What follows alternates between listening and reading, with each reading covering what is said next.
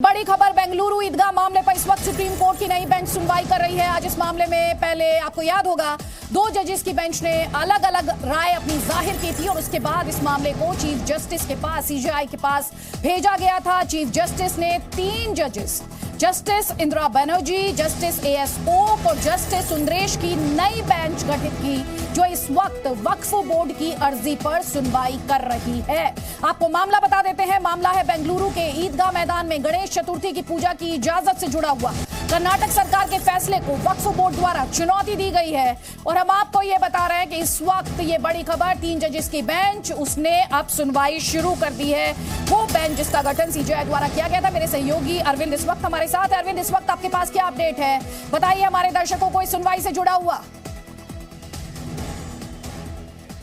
देखिए, 3 जजों की बेंच इस मामले की सुनवाई कर रही है। Justice Indira Banerjee, justice AS Oka और इसके अलावा जस्टिस सुंदरेश और कपिल सिब्बल जो वक्फ बोर्ड की तरफ से हैं वो अपनी दलीलें रख रहे हैं। उन्होंने पुरानी बातों को दोहराया है जो कि 2 जजों की बेंच के सामने कुछ देर पहले उन्होंने रखी थी। उनका ये कहना है कि पिछले करीब 200 सालों से इस जमीन का जो कब्जा है, इस जमीन का जो मालिकाना हक है वो वक्फ बोर्ड के पास है।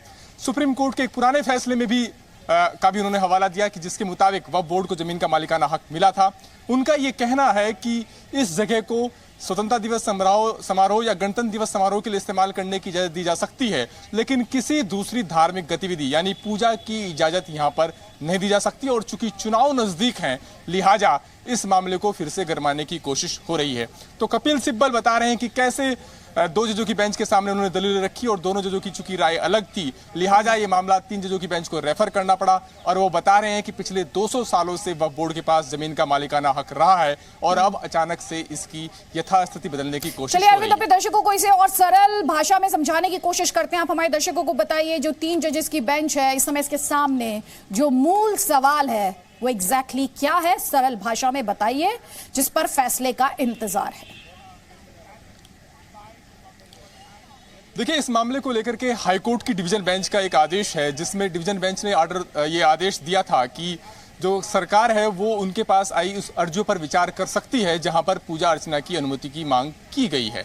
यहां पर एसजी तुषार मेहता पेश हुए थे और उनका यह कहना है कि राज्य सरकार ने सिर्फ 2 दिन के लिए यानी कल और परसों के लिए यहां पर इजाजत दी है और इसके बाद ये जमीन को दोबारा से खेल के मैदान के तौर पर इस्तेमाल किया जा सकता है। उनका यह कहना है कि ये एक खुला मैदान रहा है और यहां पर इसकी कोई बाउंड्री नहीं है। और उनका यह भी कहना है कि किसी भी फोरम से, निचली अदालत से लेकर सुप्रीम कोर्ट तक ने कभी भी ऐसा नहीं है कि जमीन का मालिकाना हक वक्फ बोर्ड के पक्ष में देने का आदेश दिया हो। तो कहीं ना कहीं एसजी तुषार मेहता उन दलीलों का खंडन कर रहे हैं। 2 जजों की बेंच के सामने कुछ देर पहले उन्होंने खंडन किया, अब 3 जजों की बेंच के सामने सुनवाई चल रही है। और सवाल सबसे बड़ा यह है कि क्या, आम भाषा में कहा जाए कि क्या हाईकोर्ट की डिवीजन बेंच के आदेश पर आज रोक लगती है या नहीं।